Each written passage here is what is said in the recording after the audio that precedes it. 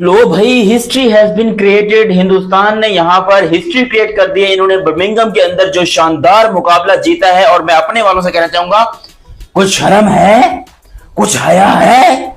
कभी इंग्लैंड में जाके ऐसी सिचुएशन में मैच जीता है? नहीं जीता होगा। लेकिन इंग्लैंड वाले को छोड़ो, तुम यहाँ पर भाई जिम्बाब्वे और ऑस्ट्रेलिया में जाकर भी अपनी नाक कटवा कर रहे हो। मैं अपने वालों से बात कर रहा हूँ, लेकिन लेकिन कोई तो बंदा है ना, या कोई तो टीम है ना, जो एशिया का नाम जो है वो फखर से प्राउड फील करवाती है। अब पाकिस्तान टीम तो टट्टी टीम है, छनकना टीम है। हमने घंटे छनकने, लंगड़े डांसर, हमने टेपिए ये प्रोड्यूस किए हैं, जो कि प्राउड फील करवाते ही नहीं है जाके हमें कहीं भी। लेकिन एशिया में एक टीम है, टीम इंडिया, भाई इनकी गोरे तारीफ करते हैं। और गोरे आपको पता है कि हाई में किसी की तारीफ तो करते नहीं है। गिल, मेरा नहीं ख्याल ऐसा प्लेयर दुनिया क्रिकेट में है। ठीक है, वी टॉक अबाउट एम्पर Kohli, we talk about Joe Root, we talk about Williamson, we talk about Babar Azam, but this guy is different because it makes look batting so easy. You know, कोई भी situation हो, कोई भी बॉलिंग अटैक हो, बड़े आराम से शॉटें मारते हैं। जो बड़ी टीमें गलतियां होती हैं या मैच हारे हो बुरे तरीके से, तो स्ट्रांगली कम बैक करते हैं। तो इंडियन टीम ने ऐसा ही कम बैक किया और गलतियों पे काम करके आए हैं, सोच के आए हैं, प्लान अच्छा लेके आए हैं और थोड़ी जिम्मेदारी के साथ खेले हैं, जिसकी वजह से इतना बड़ा टोटल हुआ है। और विराट कोहली नहीं खेला, रोहित शर्मा नहीं खेला, ये एक्सक्यूज नहीं है। लंबी हिस्ट्री यानी 93 ईयर्स में 8 मुकाबले इस मैदान में खेले गए इंडिया और इंग्लैंड के दरमियान। इंडिया कभी नहीं जीत सका। 1986 में ड्रॉ के करीब आया था। इंटरेस्टिंगली उस मैच में चेतन शर्मा ने 10 विकेटें ली थी और उसके बाद इस मैदान के ऊपर किसी ने भी 10 विकेट नहीं ली, चाहे वो इंग्लैंड के बल्लेबाज हो, चाहे वो मतलब किसी के भी बल्लेबाज, किसी के भी बॉलर हो, कोई भी टीम खेली हो, इंग्लैंड खुद इटसेल्फ खेली हो, इंग्लैंड के बॉलर्स ने भी, किसी इंडिविजुअल ने एक टेस्ट मैच में, सिंगल टेस्ट मैच में 10 विकेट नहीं ली थी।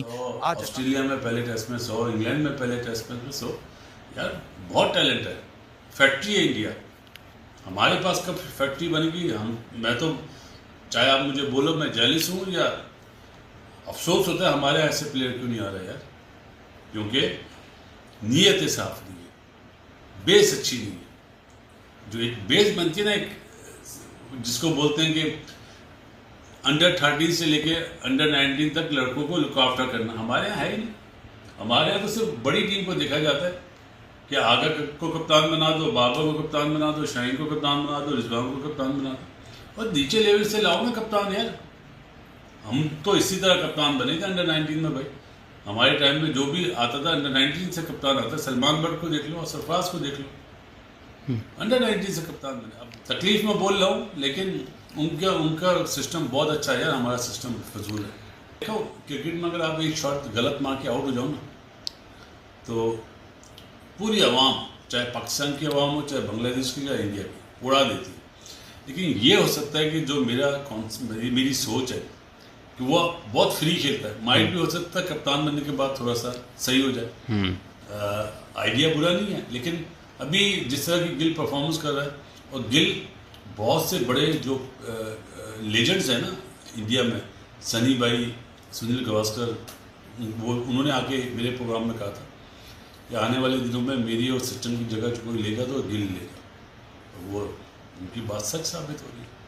लेकिन हिंदुस्तान ने एक बहुत बड़ा मुकाबला जीत लिया। जिस तरीके से उन्होंने आज इंग्लैंड का घमंड तोड़ा है, क्योंकि इंग्लैंड वाले इस स्टेडियम को लेकर बहुत उछल रहे थे कि भाई ये बर्मिंघम का स्टेडियम हमारा घर है, यहाँ पर हिंदुस्तान तो क्या दुनिया की कोई टीम हमें नहीं हरा सकती। और वैसे भी जो इससे पहले मैचेस होते उसके अंदर 7 मैचों में हिंदुस्तान को हार का सामना करना पड़ा था और 1 मैच ड्रॉ हुआ था, जबकि ये मैच हिंदुस्तान को जीतना था। और ना कि सिर्फ जीतना था, बल्कि इस मैच को जीतना इतना जरूरी था कि अगर सीरीज को अलाइव रखना है तो, क्योंकि ये मैच जीतने के बाद ऑलमोस्ट सब कह लो सीरीज जो है वो डन एंड डस्टेड हो जाती। अगर ये मैच इंग्लैंड जीत जाता तो ये इंडिया के लिए खत्म हो जाती सीरीज। लेकिन यहां पर इंडिया ने जिस किस्म का कमबैक किया, और पूरा का पूरा मैच ही ऐसा खतरनाक हुआ है जिसको आप एक लाइन में या एक वीडियो में डिस्क्राइब कर ही नहीं सकते, लेकिन फिर भी मैं कोशिश करता हूं।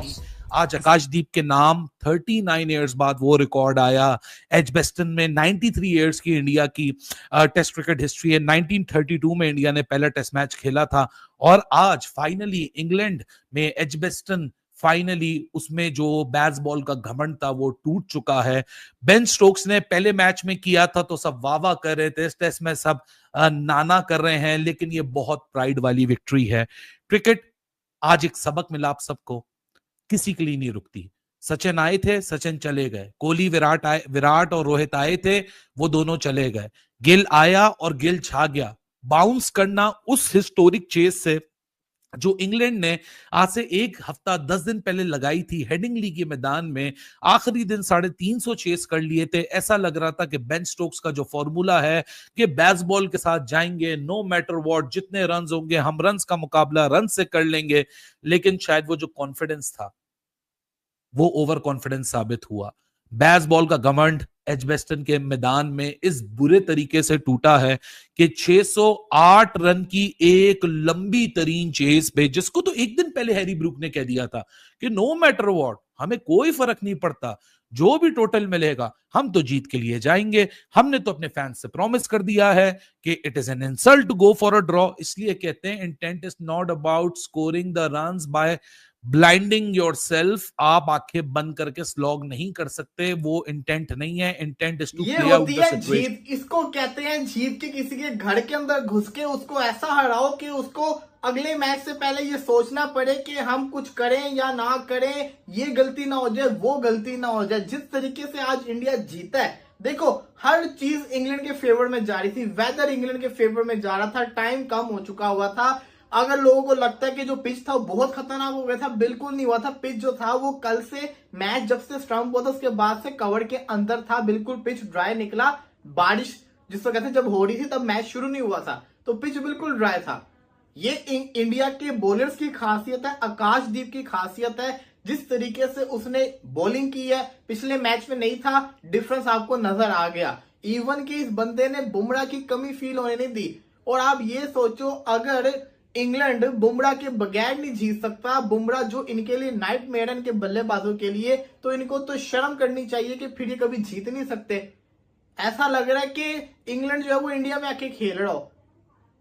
फ्लैट विकेट्स बना रहे हैं, ग्रीन विकेट बनाना भूल गए हैं, इस डर से कि इंडिया के बॉलर्स हमें जिसको कहते हैं ना रगड़ा लगा देंगे। और भाई साहब उनके बॉलर्स आपको 6 विकेट के ऊपर भी आउट कर लेंगे। उनके बॉलर्स की लाइन तो देखें, और आप खुद क्या बॉलिंग खिला रहे हैं। इंग्लैंड की तो हार तभी होगी हुई थी जब इंग्लैंड ने ये फैसला किया कि उन्होंने ऑल भाई इनकी गोरे तारीफ करते हैं, और गोरे आपको पता है कि हाई में किसी की तारीफ तो करते नहीं है। अब शुभमन गिल जिस जिस वे ऑफ माइंडसेट के साथ, या जितनी ताबड़तोड़ तबाही किस्म की बैटिंग वो इंग्लैंड की टेस्ट सीरीज में कर रहा है, एक इंसान तो ये नहीं कर सकता, एक एलियन ही ये कर सकता है। और गोरे जिस हिसाब से तारीफों के पुल बांध रहे हैं शुभमन गिल के, पाकिस्तानी प्लेयर को तो शर्म से डूब के मर जाना चाहिए मुझे लगता है। स्पेशली ये जो हमने कुछ पालतू घंटे पाले हुए हैं जिसमें बॉब्जी दी किंग और रिजू डांसर आ जाते हैं, इनको तो डूब के मर जाना चाहिए कि आपकी तारीफ तो कभी गोरू ने की नहीं है। लेकिन आप दूसरी तरफ जब देखते हो इंडियन टीम को, मुकाबला तो आप बड़े इंडिया के साथ करते हो, बट आप उनके पांव के बराबर भी नहीं हो। आप उनको देखो कि उनके बच्चों की तारीफ गोरे करते हैं, ऑस्ट्रेलियंस करते हैं, इंग्लैंड वाले कर रहे हैं,